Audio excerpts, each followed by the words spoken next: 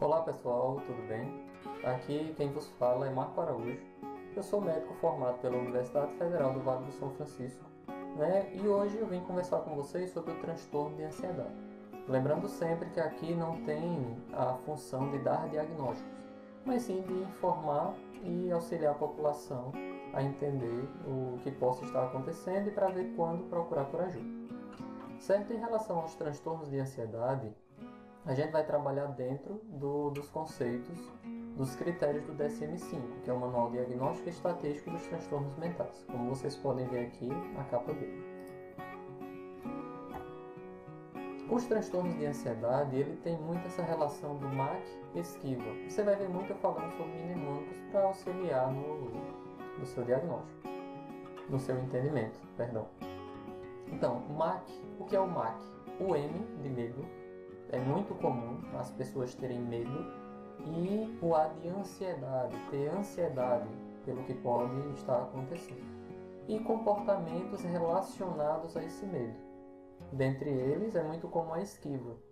Por exemplo, você tem um quadro de ansiedade quando vai para uma entrevista de emprego. Só que é uma ansiedade muito grande que causa sofrimento, segundo o EST dos transtornos mentais. Se você não sabe o que são os 3 S dos transtornos mentais, procure o vídeo específico, certo? E esse comportamento em geral é de esquiva, é de cautela, é de evitar as situações que podem estar relacionadas a esses sintomas. Então você acaba deixando de produzir muita coisa por conta disso, Lembrando aqui, só para reforçar, o que são os 3 S dos transtornos mentais? Primeiro, tem que ter sintomas.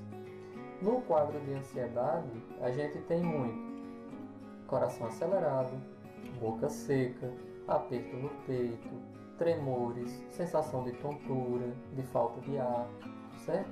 Dor no corpo, irritabilidade, inquietação, dentre outros, Então a gente entra na síndrome ansiosa. Síndrome é um conjunto de sintomas que causa, o segundo S, sofrimento na vida da pessoa. Não é qualquer ansiedade. Tem que ser uma ansiedade que cause um sofrimento tão grande que seja ou difícil de fazer as atividades ou que o impeça de fazer uma atividade, seja ela profissional ou no âmbito pessoal. E a gente tem que afastar alguma substância, que é o terceiro S. E dentro do terceiro S do grupo tem substâncias, alguma droga ilícita, alguma medicação que possa estar levando a isso, uma outra condição médica, um hipertiroidismo, por exemplo, ou um outro transtorno mental. A gente tem que ver dentro dos transtornos mentais qual deles justifica de forma mais específica o conjunto de sintomas apresentado. Então, esse medo é um medo excessivo, ansiedade demais e um comportamento. A gente tem as perturbações comportamentais relacionadas como cautela e esquiva. Lembrando que o medo e a ansiedade podem ser aliviados por comportamentos de esquiva. Por isso que você acaba se esquivando, porque você quer evitar aqueles sintomas.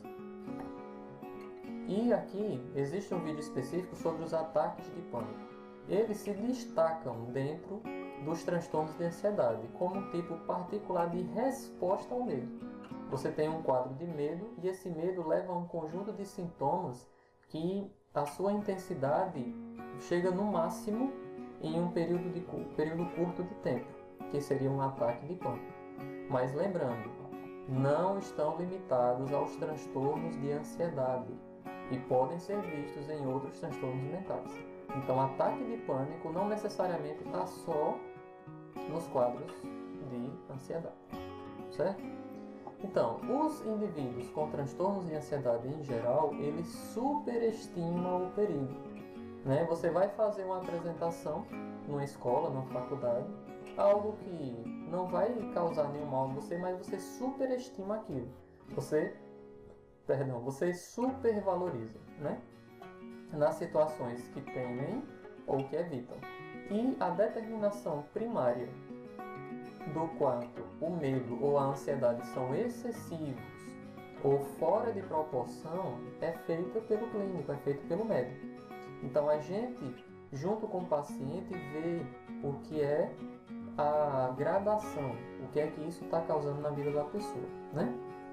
Levando sempre em conta fatores contextuais, fatores culturais, certo? Então depende muito do contexto, como é que essa ansiedade chega.